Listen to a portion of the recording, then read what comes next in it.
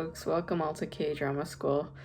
I am in my bedroom in my New York home at my parents' house. It's interesting, like, I was talking to my mom the other day, and I was like, oh, remember, like, how at that time at our house? And then she was like, you mean my house?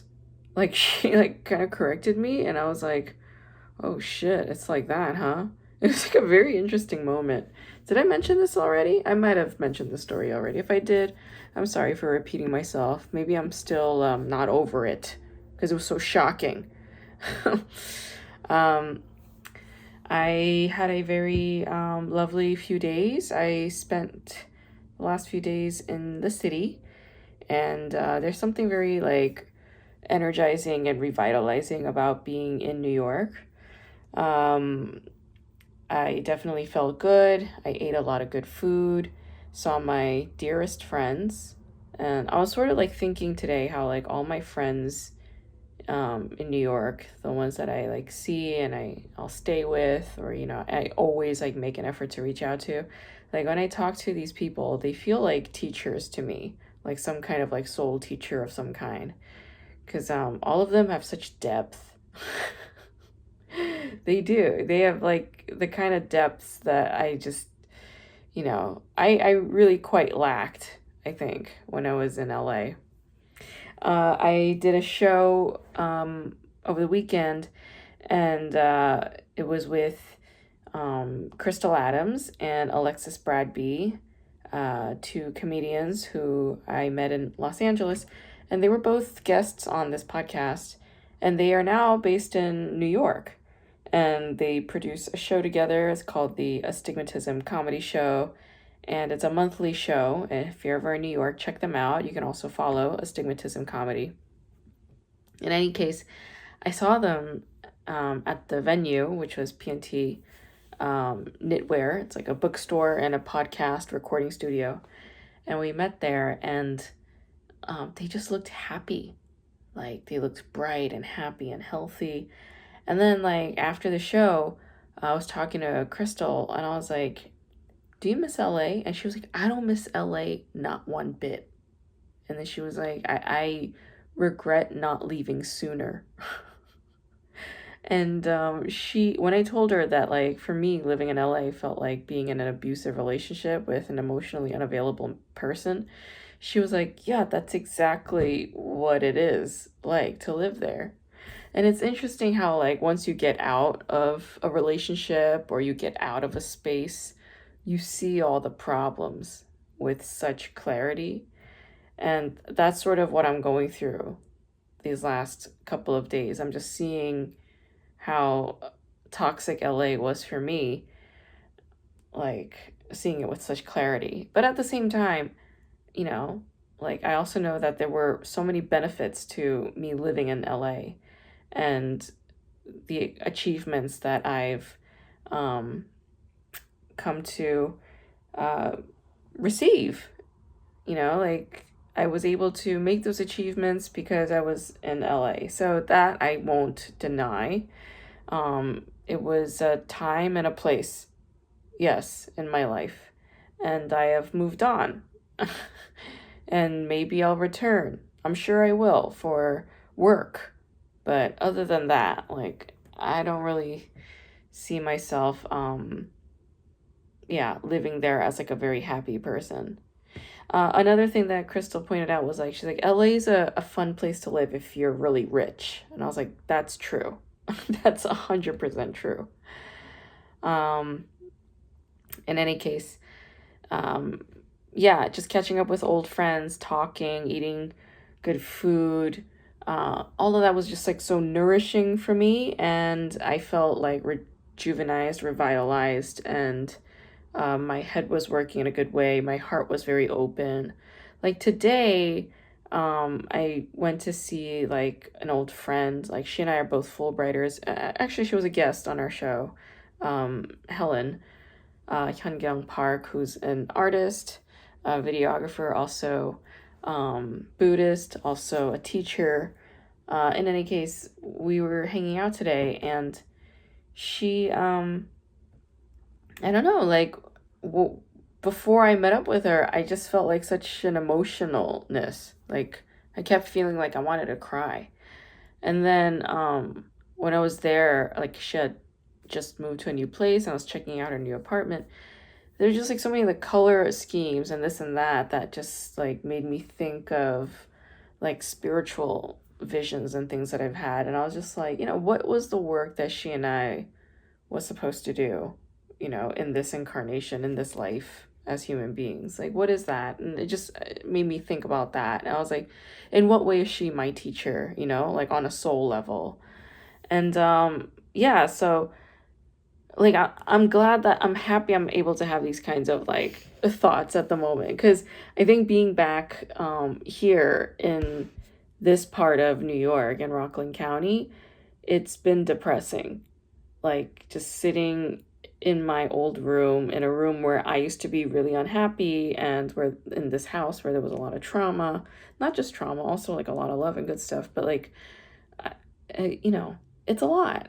And just the other day, like when I was walking around the park, and that park used to be a shithole, and then like the pandemic made it like this beautiful place. There's a pickleball court, like now it's like packed. And I was walking towards the park, and like a group of teenage white boys in like a sports car like pulls up and they start shouting things at me, you know. Um like racialized and gendered assaults like out the window. And I was just like, isn't this interesting? Like this is something that I didn't deal with in LA. I really didn't deal with that kind of shit in LA. Um, yeah. And I just forgot how like racist New York was to me, like even like walking around the streets, like getting catcalled and things like that. Um, that was something I didn't miss, because in LA, like you are in a car all the time, so like you're kind of protected from the outer elements, whereas in New York you're like more exposed because you're walking the streets and things like that. So yeah, that's been interesting. But yeah, being back in the city, hanging out with friends, eating good food, doing this and that, seeing how much the city's changed. Like it's gotten more expensive. Chicken and rice now costs $10, you guys. It used to cost 5, okay? Like on the more expensive side it was like $7. Ooh, 6.95. It was like that. But now $10. 2 slices of pizza and a soda, $10. I'm like, what the hell's happening? What is happening to New York City? Anyway, you guys, this is a podcast episode dedicated to Pride Month. Happy Pride. And I wanted to do something like this for a long time, and I'm doing it now. So let's get into it. What are some top queer K-dramas that we can discuss? How about Captivating the King? Captivating the King. This is, a show I already covered, but like, yeah, basically the king falls in love with a guy who is good at padu. That's what happens. And then turns out he's not a guy, he's a chick. And then the king is like, oh, what a relief, because I thought I was gay, but I know I'm not. I'm not attracted to all men. And I thought that was another interesting thing. The way that, Cho Jung-seok's character thought he's only gay if he's like attracted to all men, right? And that's how you could tell he's like really not gay, because that's not how gay dudes work. Although some gay guys might disagree. They'll be like, I mean, I've seen my gay friends, like they're prowling constantly, constantly prowling. But like attraction is based on attraction, like a genuine feeling, a genuine draw. You can't, come on, it's not random like that, dude. But he does fall in love with this person who was cross dressing and passing as a man, a very feminine man.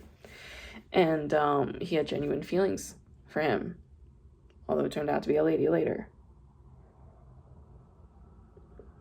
Mr. Queen is another very queer K-drama, I would say. It is queer in that it was like a dude's soul in a woman's body, and then the woman's body dude is like trying to maintain the fact that he's a dude, but then he eventually gives it up. Like so fast. It's like gone. And now he's just committed to being a lady. And that's what makes it queer. It's like, okay, this is another kind of sexuality. There's like another kind of way of being or existing, you know? Queerness doesn't even necessarily have to do with sexuality. It could be all kinds of other realms, like existence, a queer way of being, a queer mode of thinking, a queer way of seeing. Yeah? We could queer what we state to be queer. Oh, I like that. The King's Affection is another queer drama, like, right? Like a lady king. She's a lady dressed like a king, and there's like dudes like falling in love with the king when she's passing as a dude. There's that too. That's like very queer. It's like, why is it always a period piece? Why? You know? Is it to be like, oh, this is like a nostalgic pastime? Gayness, transness, queerness. This is like a nostalgic pastime. This isn't something that happens anymore. So we got to look at history to find queerness. Is that what it is? So like if we think about queer theory and how queer theorists are always thinking about like the utopia, the future, queer future, like, you know, aspiring towards something or going after a goal, like queerness is always out of reach or something. Queer idealism is out of reach. There's that. But then in the case with Korea, queerness is a pastime that they're longing for, except this pastime is projected into the imaginary. And they're like, oh, maybe this is the only way we could get queerness to pass on television, if it's in the realm of a space that no longer exists or a time and place that no longer exists. Then we can discuss this stuff on television, and it could be the lead character having queer relations and queer love on screen. So yeah, I like that. Let's talk about queer icons, okay? I think this is also relevant. Like people like Kim Hee-sun, you know, and Kim Sun-ah. Like I feel like The Lady in Dignity, that's a very queer drama because it's a makjang. And also, like, Kim Hee-sun and Kim Sun-ah are, to me, very, very much queer icons. They're, like, iconically queer. Kim Hee-sun is more like the Sarah Jessica Parker type, you know? Like, oh, like, so, like, smooth, beautiful voice, like, so feminine, sophisticated, charming, delicate, you know? Like, fun girl. Fun girl, sweet girl, always has a boyfriend girl, comfortable. Yeah. That's Kim Hee-sun to me. And then you have Kim Sun-ah. She's a lot more rough around the edges, you know, rough around the edges. She's the kind of girl that will like step up to like protect her, you know, gay friends, right? If anybody's like messing with the gay friend, she's gonna like, she'll go and fuck you up. Like that's Kim Hee-sun. I'm sorry, that's Kim Sun-ah. So you got these two very different kinds of queer iconic women that are in one show, and how does their dynamic play out? How does their chemistry play out? And these are two women, right? Like there's like a rivalry between them. There's a queer tension between them. You can always read this as like a lesbian text almost, you know, like what's your deal? These two women, right? Although they're working through family dysfunction. That's what they're detangling or untangling, family dysfunction. Okay, Goblin is to me a queer drama because it's like so gay. It's like very camp and gay and fun and fruity. And Kong-yu is to me a very queer icon. He's a queer icon. To me, he's like a pansexually queer icon. Everybody loves him. Gay people love him. Straight people love him. Women love him, of course, but I feel like straight guys love him too. He did, you know, Train to Busan, and everybody loves that movie. A lot of dudes love that movie. I'm like, dude, you love that movie because you love Kong-yu. You don't realize it, but that's the draw. That's the attraction, bitch. Yeah, everybody loves Goblin. Everybody loves Kong-yu because Kong-yu is a queer icon. I would say Kim Hye, queer icon for sure. World of the Married, excellent makjang drama. Makjang to me is just like a camp ass drama. Camp to me is like, you know, musicals, Broadway musicals, you know, extreme, hysterical, you know, garish, over the top, excessive, nuts, unpredictable, dramatic, passionate. That's, to me, gay, camp. And World of the Married has all of that.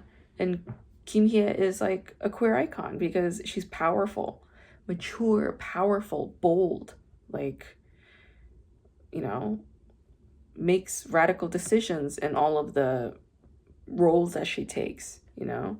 Like she did the one with, what was it, like Scandal, Love Scandal or something like that. It was with her and Yoo-in, you know? Like he's a young boy. He's like over 20 years younger than her. And they start an affair. Come on. Come on. Kim Hye is a queer icon, is she not? So I think that's enough in terms of like the queer shows. So yeah, like happy Pride. Enjoy these shows. And if you have other shows that come to mind that make you think of like queerness, yeah, just like email me, kdramaschool@gmail.com. You could leave them as a message on my Instagram, Grace Jung Comedy, or K-Drama School. You can also follow me on Instagram and TikTok at Grace Jung Comedy and at K-Drama School. You can buy my book, K-Drama School, A Pop Culture Inquiry into Why We Love Korean Television. And yeah, keep on living. Keep on striving. Peace. See you guys next week.